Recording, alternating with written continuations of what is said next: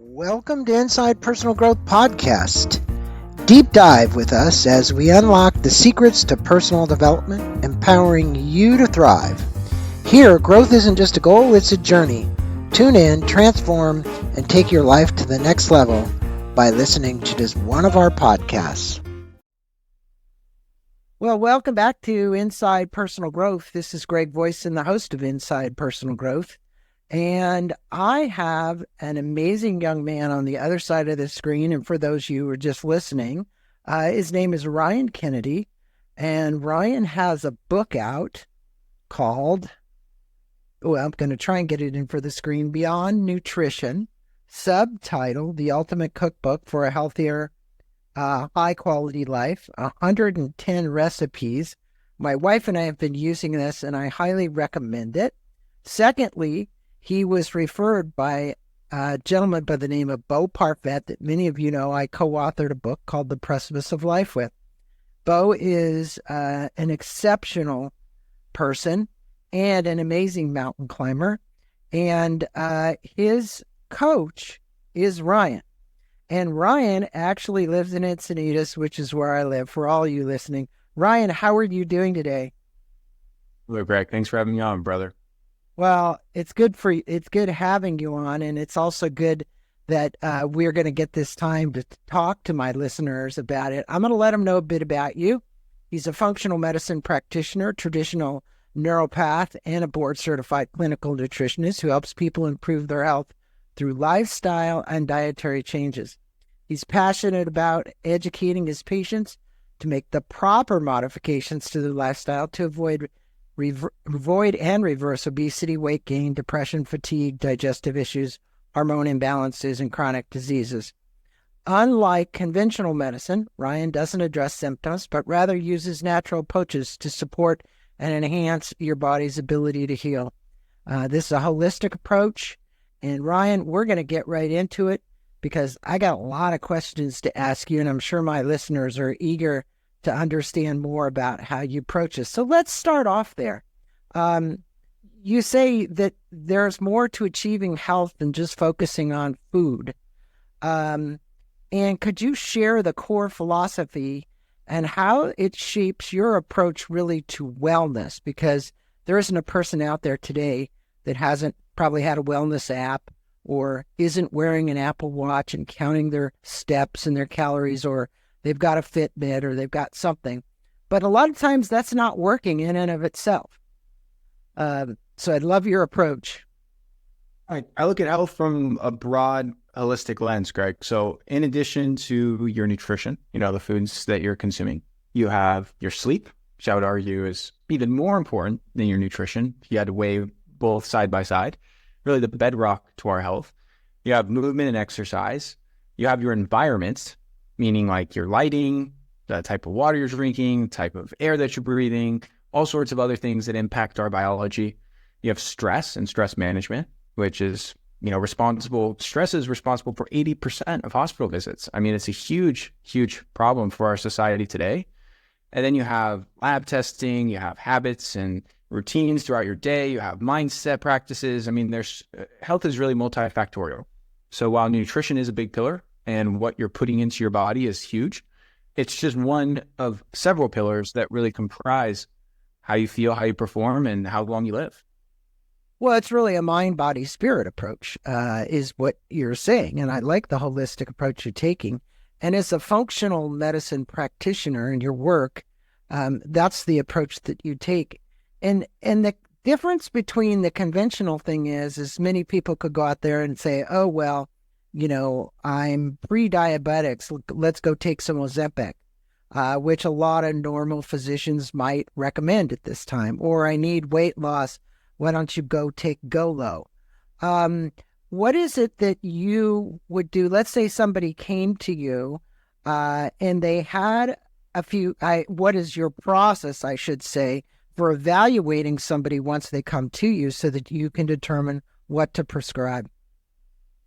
It really comes back to looking at their intake forms, their initial health questionnaire.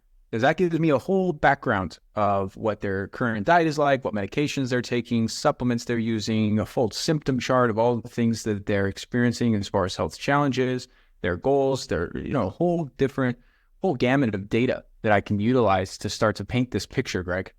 And then I stack that with functional medicine lab testing.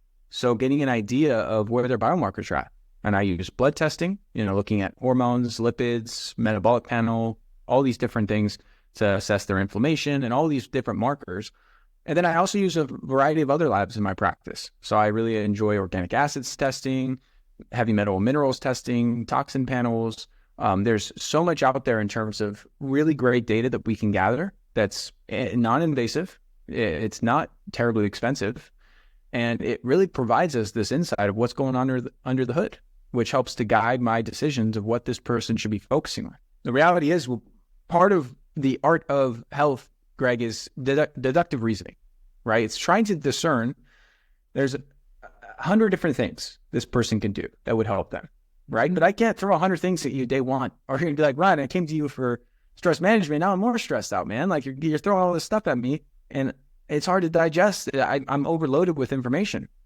So part of my job is trying to discern what are the top 3 things that the person in front of me should focus on at the beginning. What are the real low-hanging fruit? What's really going to move the needle and start to build that momentum and start to create that positive change so that over the course of time, we could sprinkle in new things week in, week out, month in, month out, so that over the course of 6 months or over the course of a year, we've transformed these 100 different changes. But it hasn't felt overwhelming because we're sprinkling them in. We're drip feeding these changes in a way that creates long-term sustainable change. It doesn't overwhelm them. And it really translates to lifestyle modification more than just a short-term program or diet or exercise program. It's really about how can we change the way that you live and you see health in your daily inputs and decisions to get you from point A to point B. Well, it's actually changing habits. And, that's the thing. Nutritional information is everywhere. It's rampant on the internet. It's rampant by all kinds of people claiming to help you lose weight, to make you stronger, to do whatever. And what are some of the most common myths that you encounter out there that, from your vantage point as a functional medicine practitioner, are really just misinformation that's out on the internet? And address a few of them for us, if you would. There's a lot of different things. And part of the challenge, Greg, is that there's no one size fits all when it comes to diet. We all have different goals. We have different body types. We have different genetic backgrounds and profiles. So what diet might work for you may not work for the next guy, and vice versa. And we all have different likes and preferences. So just because I put together the optimal nutrition plan on paper doesn't mean it's something you're going to be able to sustainably implement long-term and still enjoy your life, right? You want to have balance. You want to have this kind of delicate balance between enjoying your meals, because eating is one of the great pleasures of the human experience, while also feeling good and not clogging up your system and living a long, healthy, vibrant life. And so I think that some of the pervasive myths is that you got to do it this way or you're doomed to fail, because there's a lot of things that work. And there's the human body is very adaptable. The other thing is a lot of diets are really driving at the same outcome, and there's just different paths to get there. And what I mean by that is there's really a few key pillars, few key fundamentals that all these diets are trying to accomplish, which is 1, energy balance. You don't want to overconsume calories, because that will create weight gain. Whether you're following a vegan diet, a carnivore diet, a keto diet, a Mediterranean diet, if you are overconsuming calories chronically, you are going to gain weight.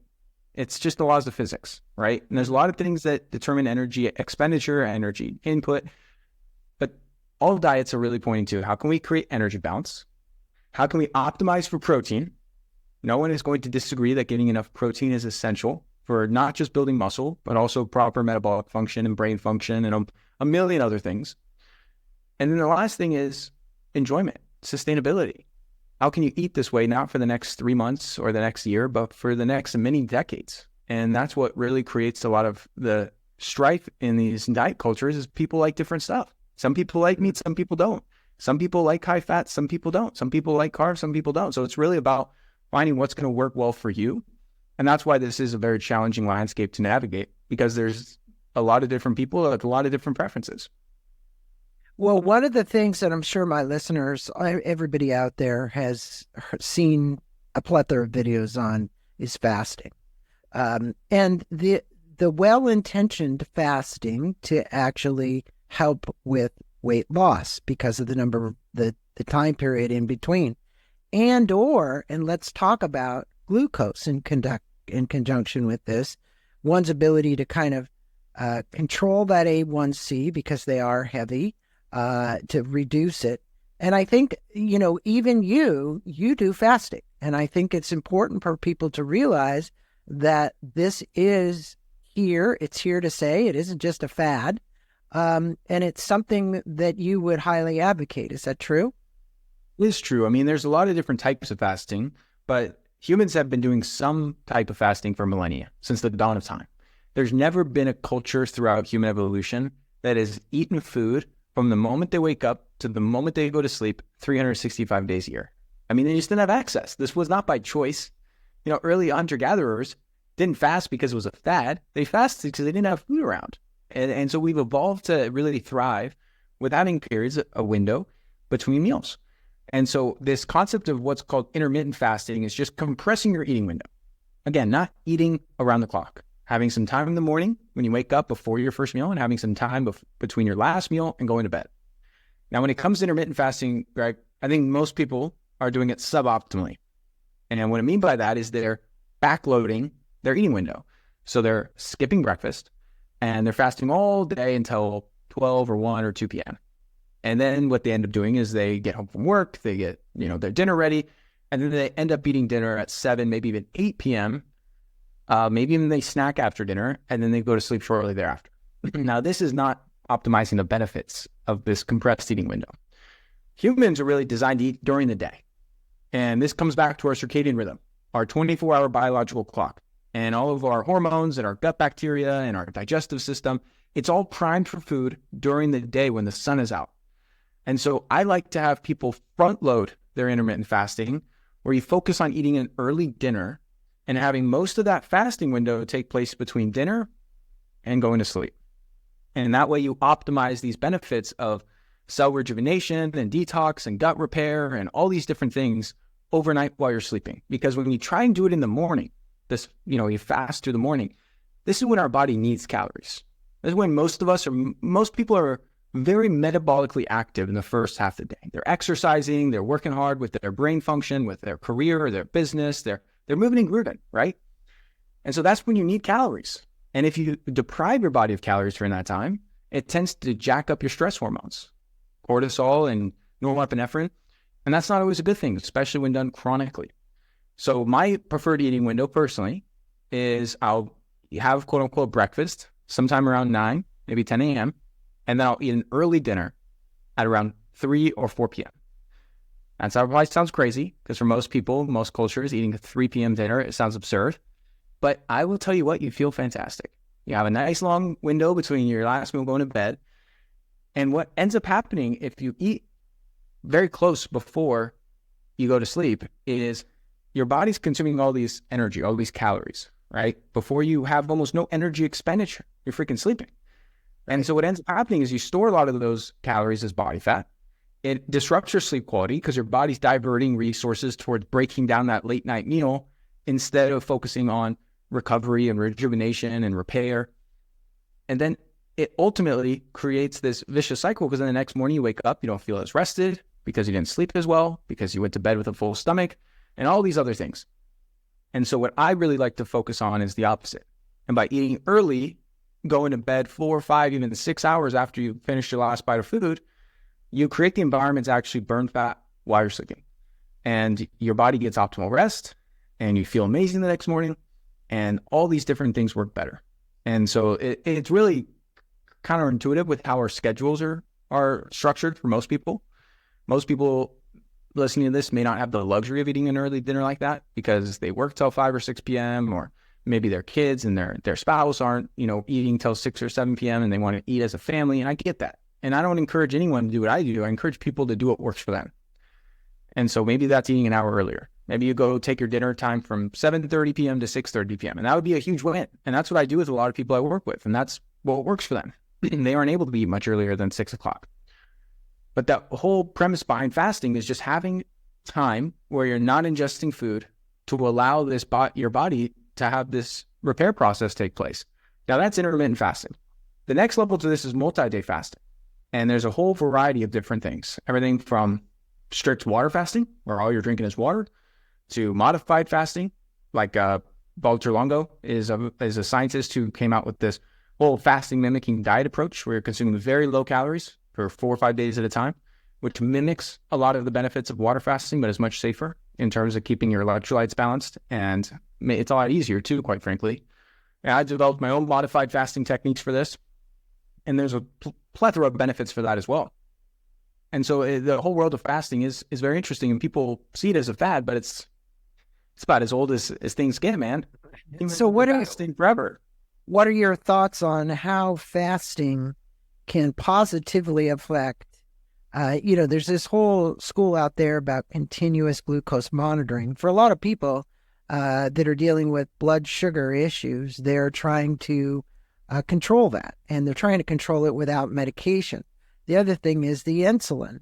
So when you fast and you basically don't eat past 4 o'clock and then not until 9 a.m. again, are you actually able to kind of reset your system so that you would have better production of the insulin and the glucose uptake?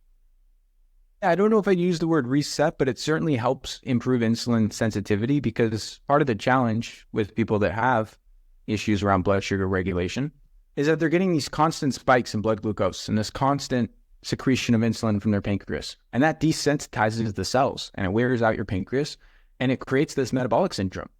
And so by having periods of time you're not eating, it gives your body time to stabilize that blood sugar, not have to release copious amounts of insulin, and improve this scenario big time.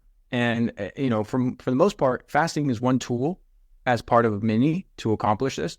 The other thing I like to do with people that have high A1C or high fasting insulin is I like to just improve their nutrition. So eating less refined carbohydrates, less sugar, less starch, less refined grains, as well as less omega-6 fats. Everyone looks at sugar as the big villain for this high A1C and this metabolic syndrome, and it is certainly fuel for the fire.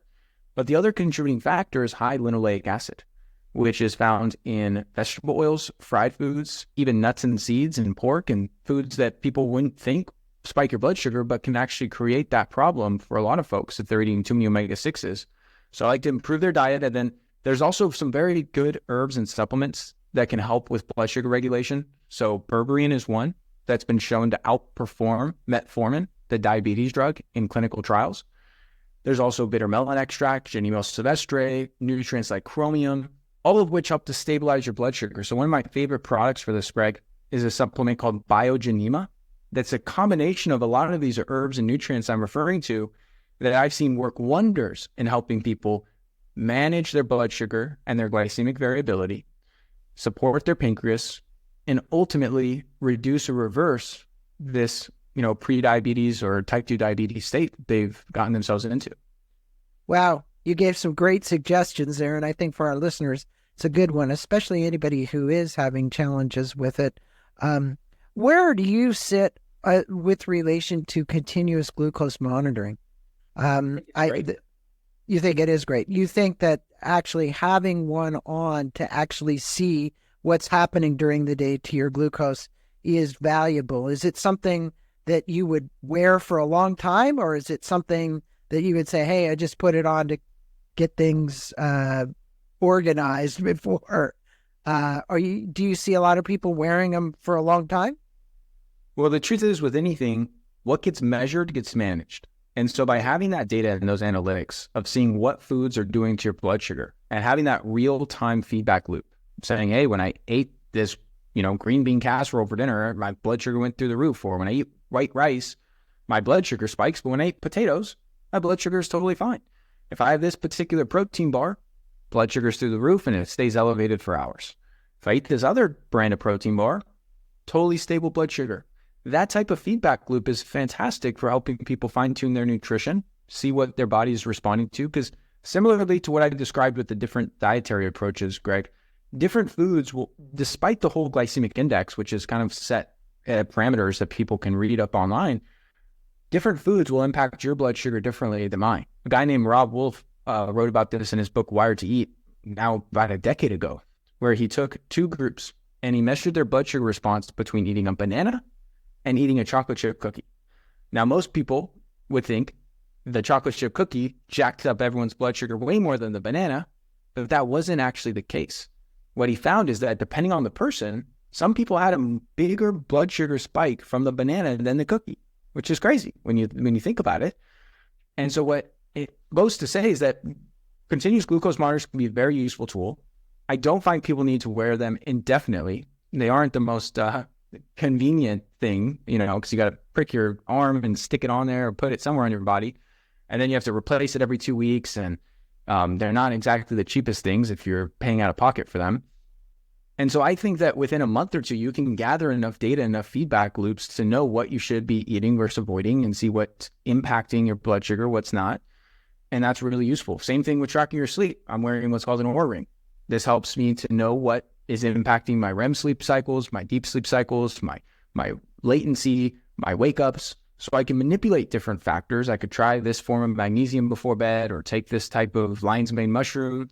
And rather than just saying, well, I think it worked, I slept pretty good, I'll keep using it, I could actually see the data. I could say, hey, when I took this particular amino acid called 5-HTP, which is great for deep sleep, my deep sleep boost 50% from my normal values.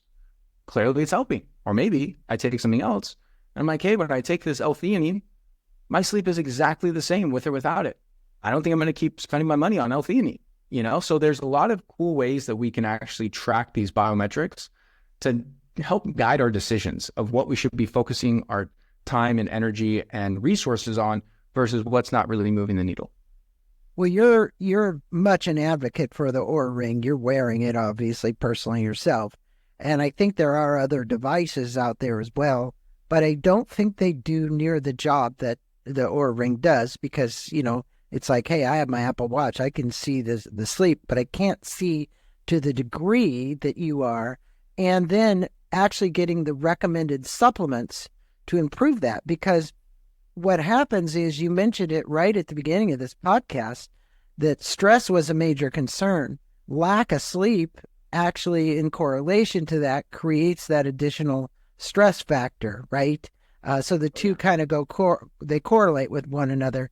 You just mentioned a few supplements that people could take to improve sleep. I know for a long time melatonin was recommended to help people with sleep. What is the one, and I know it's different for everybody, but what are the 2 or 3 supplements that you really see being used mostly for sleep, helping people with deeper sleep? Well, I would say lifestyle modification is the number one thing people should focus on. If you're not getting morning sun upon waking and getting outside when the sun is at a low solar angle, if you're not powering down devices before bed, keeping your room cool, keeping your room dark, doing a lot of the basic fundamentals, you could buy all the supplements under the sun. They're only going to help you so much, right? That's more the icing on the cake. So I encourage people to really focus on eating an early dinner, not viewing screens right before bed and bright lights, trying to adopt the lifestyle practices first. And then when they do turn to supplements, a few of my top picks that I've seen work best in clinical practice, one is called GABA, it's a calming amino acid that can really help to quiet down a racing mind and racing thoughts, help you fall asleep, help you stay asleep, and improve your sleep quality. Very inexpensive. You can get some Pharma GABA on Amazon. I like a brand called Thorn, and that is something that I see work with a lot of people very well, especially the entrepreneurs and type A driven individuals I work with that have just a lot going on in their heads. They're thinking about business ideas and projects and all sorts of deadlines, and that stuff can keep you up at night. It can also cause you to wake up at 1 or 2 a.m. and your mind is racing and you can't fall back asleep. So GABA can really help with that. The next on the list would be magnesium. I find magnesium, being our body's master mineral, really helps with stress regulation. It's hard to get enough of it through our diets alone. And it has a multitude of other benefits beyond helping with sleep. Sure, it's great for recovery. Sure, it's helpful for sleep quality, but it's also helpful for a million other things. And so that's why it's also at the top of my list. I like a brand called Mother Earth Labs that makes a magnesium that contains all 7 bioactive forms. So it has magnesium lysate, magnesium malate, magnesium citrate, all these really good different forms of magnesium that work kind of differently from each other. And then it has a couple cofactors that help with absorption, like humic and fulvic acid and zinc and a couple other things. So that's one of my top picks as far as two great sleep supplements. From there, there's a number of other things that can help. And I could rattle off 10 options, but Well, they can come. People are struggling with. And they can go to your website, and we're going to put a link to your website to get in touch with you for a consult. You certainly can do that. And I think one of the things that I know, I came to your house with Bo. We pushed some weights for a while. We got in the sauna. We took a shower. We got out of the sauna. We got back in there. And that is the sense of kind of a detox to a degree. In other words, you go in that sauna, you detox. A lot of people will, as you call it, they'll actually do detox diets. Where do you sit as a functional medicine practitioner on the complete detox diet? And let's just talk it. We haven't even gotten into meditation and yoga and all the other things that would be great for people to do. But speak with us, if you would, about where you would be with the things that people can detox that are good for them. The first thing I'd suggest when it comes to nutrition is looking at not bringing more toxins into your body. Okay, so eating a bunch of glyphosate-ridden grains, conventional wheat sprayed with all sorts of pesticide residue.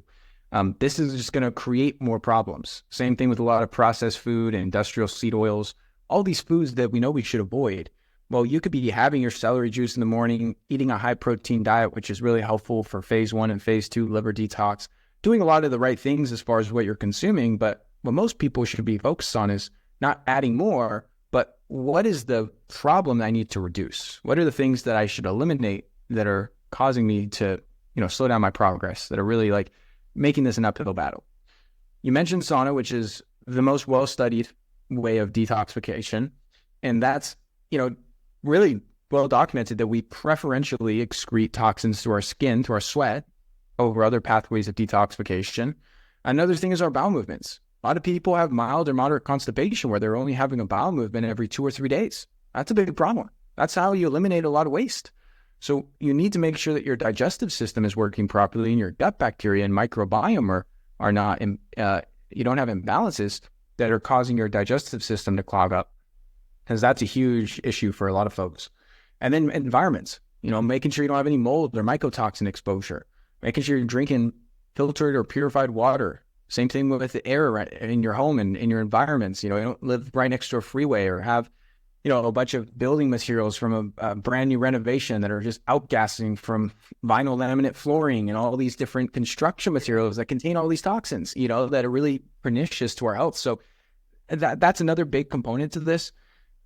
Sleep is very helpful, getting adequate sleep, because we detoxify a lot as we're sleeping. So, and then I can't leave water off the list. Hydration is imperative. I really like the saying that nature's solution to pollution is dilution, right? We need to hydrate. We need to drink enough water to flush everything through. And then there's a series of binders. So many people are dehydrated. If you actually did a blood test on them, it would be there. Now, the foods that you have in Beyond Nutrition, these 110, my wife and I have been using your cookbook regularly now, and actually she's been cooking out of it. And I want to thank you for that book again. What are some of the, a lot of people that are out there on the go, they got to make things quick. You have all these companies now that are sending boxed food to them to go do what they've got to do. As you said, they're entrepreneurs. They've got 10,000 things to do. For you, what's a typical day like in the nutrition out of things that's in your cookbook that are things that people can make relatively quickly, are very high in nutrition, and can actually help them maintain a healthy lifestyle and the balance that you talk about? Start with breakfast. I think having a smoothie, protein smoothie for breakfast is incredible, because it's very easy on your digestive system. It doesn't bog down your energy and mental focus. You get all this great nutrition in it, less than 5 minutes to prepare. So I like to use a base of frozen organic blueberries, but you could use other fruits if you'd like. I like to add in some peeled cucumber or some raw baby carrots, or some vegetable sources. I'm not a big fan of a bunch of spinach and kale and leafy greens because of the oxalate load and some of the anti-nutrients in those foods. And then putting a good quality protein powder, whether it's a grass-fed whey or a plant-based or collagen protein, lots of options you could incorporate. I'll liquefy with a little coconut milk. Sometimes I'll add a little cod liver oil or MCT oil if you want some extra fats, maybe half an avocado. And that will create an awesome breakfast that I'll put it in one of those insulated thermoses, those water bottles, Greg, and just sip on it throughout the morning. You get this slow bleed of nutrition, doesn't overwhelm your gut. The reason a lot of people like skipping breakfast is because when they eat normal breakfast foods, which are really just desserts like pancakes and muffins and all this nonsense, they feel like trash an hour or two later. And it makes sense. You're jacking up your blood sugar and you're putting all this inflammatory crap into your body. So they skip breakfast entirely. They're like, oh my gosh, I feel better. I don't have all this, junk food going into my system. What do you know? Well, I would say what would be an even notch up than that is getting a nutritious breakfast that's easy to digest and contains a lot of the micronutrients and amino acids that your brain and body need to function optimally. So that's what Ryan does at 9:00. Now, let's say 9:00, because you have a regular exercise routine, which is pretty strenuous to most people. What do you eat lunch at noon? Do you have something at 1:00, and then do you eat again at 4:00? And if you do, what are you eating at 1:00 in between your workout? Yeah, I really like seafood. I find fish, again, is easier proteins to break down than like a steak or, a heavy meat source. So I'll either do some mahi-mahi, like I'll make up some ceviche for the week and have that. Sometimes I'll do like a salmon salad. I'll get this wild-caught canned salmon, mash it up with a fork and add in some mustard, some pickles, a little bit of Primal Kitchen mayo, just like you would a tuna salad, but salmon just being lower in heavy metals and a healthier seafood source than tuna. Sometimes I'll do a can of sardines. Sometimes I will skip lunch, especially if I have a busy day, and I'll work all the way through dinner and, I'll feel totally fine. So it kind of depends, like you said, Greg, on how much activity I'm doing that morning, what my schedule is like. But I would say most days I do have a lunch, and that would be a pretty typical choice for me. It would be something high protein, seafood based, and pretty low in carbohydrates, again, to keep my blood sugar stable. And then dinner is where I like to carb load. That's where I'll replenish most of my carbohydrates for the day. And this allows you to have good, stable blood sugar, good focus, good mental clarity throughout the day. And then with dinner is where I'll have some low inflammatory carbs. That could be some sweet potatoes or regular potatoes. That could be some white rice. That could be some organic corn tortillas, making like some tacos of some sort. A whole variety of different options that I think are really clean sources of carbs. And that's where I'll also incorporate heavier proteins. I might have some grass-fed meat, whether it be bison or ground beef or lamb. I might do some chicken or some poultry, do some turkey. It really depends on the day, but that's kind of what I'm thinking through as far as like the typical flow for what I'm eating.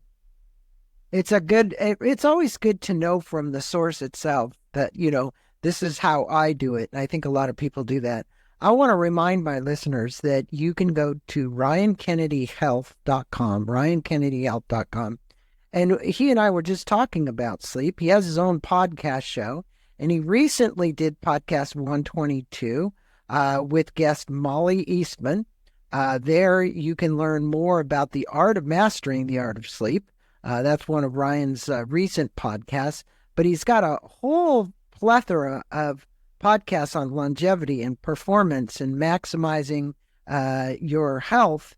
And do subscribe to it. I'm going to say to all of my listeners, go to the Ryan Kennedy Show.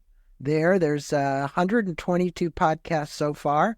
He's got a long way to catch up with me, but he's getting there. So Ryan, finally, because I know from a standpoint of time, we're kind of running out of it, but how would you tell people in general to, how do I want to say it? Look at their diet and their nutrition and their lifestyle. And then after they've kind of read your book or gone to your website, what is it that you do? Is there a form there? They can get lab testing from you. They can get the book, but they really would sign up as a client to use your services, correct? I mean, if they want to, you definitely don't need to. It just depends on what degree of support people are looking for. So I'd say the majority of students and patients I work with go into my men's program or my women's program, which is contains 10 comprehensive master classes and protocols and downloads and kind of a learn at your own pace situation. And then I have office hours every week, group coaching calls, or people come in and ask questions and bring their lab results and get feedback and all sorts of good stuff. And so that's where I work with a lot of people. It's in more of a group community capacity. And then I do see patients one-on-one, and offer private consulting. But a lot of people, to your point, Greg, can educate themselves with podcasts, books, all sorts of other free material that or very and that program, that men's and or women's health optimization program, give my listeners an idea of what it is to get involved in that program and the cost to them. So as far as the programs go, you can read up all the details on the website, and it's like I said, it's 10 master classes, really the what, the why, and the how geared towards simplicity and instant implementation. I have a weekly call, office hours, where I answer people's questions, check in on accountability. I have a community layer for additional accountability and to support relationship building. And it really covers the A to Z of health. I dive into fundamental principles and mindset to kick it off, and then go into mastering your routines with your morning and evening practices and sleep and energy optimization, dive into the fasting and meal timing and optimal hydration stuff we touched on today, nutrition mastery, movement and exercise, diving into fitness protocols and weight training and interval training and all these different workout routines. I do deep dive into hormones, stress management, supplementation, environments and detoxification, and then all sorts of stuff on biohacking, longevity, advanced lifestyle practices. So they can go learn all about it there. And as far as the cost, and are they pre-recorded, and then you do the coaching sessions? Is it like asynchronistic, synchronistic? Is everything asynchronistic, meaning it's already been pre-recorded and then they come into a class to talk to you, or is everything synchronistic? Everything's pre-recorded, ready for them to view. They can go at it at their own pace, and then they come every week and get customized coaching and feedback and answer any questions and all that on those live calls. Well, you also have lab testing there, so people can check out that. I definitely would encourage them to get a copy of this book. Anything you want to leave the listeners with relation to diet, nutrition, exercise, the mind, body, spirit connection that we are helping them make, and your functional medicine practice, and how you might be able to assist them if they're having a challenge in one area of their life? Appreciate asking, Greg, and having me on the show today, man. I think people, the main key domino people can focus on is really figuring out what's holding them back. Like you said, it's not access to information. We have more information at our fingertips than ever before. Yeah. And, what I discovered through my work of what holds people back in terms of making effective long-term changes, whether it's weight loss, muscle gain, improving their, digestion, their sleep, their energy, whatever it is. The real reason is a combination. One is lacking detailed guidance. It's one thing to come on here and say, eat more protein and, reduce your calories and, make these simple changes. But that's very different, Greg, than saying, here's a detailed protocol. Here's the exact step-by-step playbook of what I'm going to be eating for breakfast, lunch, and dinner, how much of it, what ingredients to buy, what recipes to prepare, how to do this in a time-efficient manner, what meal prep services are going to be best for systematizing and automating this process. Dude, it's completely different. So I think the detailed guidance is a big component of that. The accountability is also huge. We lie to ourselves with alarming regularity. And for most people, they say they're going to do something, they don't do it, and then the process repeats and they lose faith in their own words and themselves. And so by having someone to keep you accountable, external to yourself, makes a world of difference when it comes to behavior change. And then the last thing is the mindset, the identity. Most people think they struggle with their habits and their routines because they're too busy or too tired or a million other reasons. But the real reason is that they don't identify with a healthy person. They don't identify as someone that makes these choices and does these actions day in and day out. And there's a lot of self-sabotage and other things that come into play with the mental and emotional baggage we carry around with us. And so one of the techniques I developed for this is a holotropic breathwork modality that really helps to flip the script, really helps to dive into the subconscious and rework some of these patterns and rewrite some of these narratives that we tell ourselves. That's amazing for behavior change. And so those are really some key components that I think people should explore, is not just reading more books, listening to more podcasts. All that's great. And informing yourself and staying educated, amazing place to start. But if you've been educating yourself for months or years and you're still in the same place, you're not taking action and actually making material change in your life, I encourage you to explore these other avenues that I think can really help people tap in and make the necessary changes they need. I think you just pointed out in the last 3 minutes some of the things that are really preventing people from doing it. And one of the things I would say is getting in touch with that subconscious mind, knowing how you've reprogrammed it, and your somatic breathing techniques are really, really positive way for people to do that. Ryan, I think if Beau Parfait recommends you, somebody who can climb all the highest 7 summits in the world, that everybody else out there, including myself, should get aboard with Ryan. Ryan, I just want to thank you for being on the show, spending a few minutes with our listeners and giving them some guidance, some tips, and go out and get a copy of this book. This is this could be your intro into it, Beyond Nutrition, Ryan's Cookbook. Thanks so much for being on Inside Personal Growth. Namaste to you. Appreciate it so much. Thank you for listening to this podcast on Inside Personal Growth.